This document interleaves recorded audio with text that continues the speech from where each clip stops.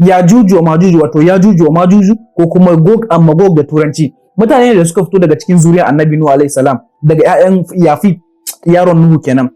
suna cikin jinsin mutane ba wai aljanu bane ko kuma bakin halittu wato aliens a'a su ma mutane ne kamar dai ni da kai amma sun bambanta da sauran mu saboda me saboda yawan su da kuma halayen su na barna an ce suna da yawan da idan kowane mutum ɗaya a cikin su wasu rawayoyi suka ce idan kowane mutum ɗaya haka kamar ni haka idan na haifi yaro to wannan yaron kafin ya mutu sai ya haifi 100 ko 1000 kun ga a yawa kenan sai dai masha Allah Yajuju wa Majuju suna da mugayen hali suna lalata ƙasa suna cin dukiya suna kashe mutane suna shan ruwa ko guna ko su lalata shi ko kuma su busar da shi gaba ɗaya zama babu ruwa a wannan gurin sun shahara kuma wajen barna da zalunci ba su da imani ba su da tausayi ba su yarda da Allah ba kuma wayannan mutanen mugayen halin su ma kawai irin mara misalta wannan ne saboda wannan mugayen halin su ne mutanen da ke zaune a gefen yankin suka ce ma Zulkarnain ya Zulkarnain wayannan mutane suna zalunci suna cin amana suna cin dukiyar mutane suna kashe mutane suna lalata gonaki suna duk wani abun da ka sani na zalunci saboda haka ya Zulkarnain muna son ka gina mana katanga da zai raba mu da wayannan mugayen mutane sai Zulkarnain na baku labarin Zulkarnain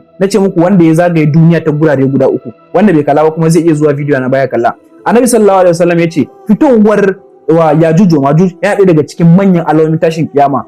yanzu haka suna kulle a bayan wannan katangar da Zulkarnain ya gina sannan a kullum suna kokarin su balla wannan a hadisi da Muslim kuma ya rawaito a manzo Allah sallallahu alaihi wasallam yace Yajuju Majuj suna bayan wannan katangar so har idan suka kusa ganin haske sai shugaban su ya ce musu mu koma gobe za mu kammala sai Allah ya dawo da katangar a yadda yake sai ranar da Allah ya so su fita shugaban su zai ce musu ku koma insha Allah gobe za mu kammala sai su dawo kuma su samu wannan katangar a yadda yake sai kuma su kammala aikin su fito su shigo duniya a lokacin da Allah ya ba su wannan iko su fito za su fara barna a duniya za su mamaye kasashe za su shanye ruwan koguna har akwai wani hadisi da Muslim ya rawaito Annabi Muhammad sallallahu alaihi wasallam yake cewa Yajuj da Majuj idan suka fito za su je su sha kogin Tiberiya wato nan wani kogi ne a cikin Palestine so mutumin farko idan ya zo zai sha wannan ruwan normal ko wanda daga baya mutumin baya idan ya zo zai ce an taba samun ruwa a wannan gurin sun lashe ruwan gaba daya za su lalata ƙasa har su iso ƙasar Syria sannan mutanen duniya gaba daya za su shiga cikin tsananin tsoro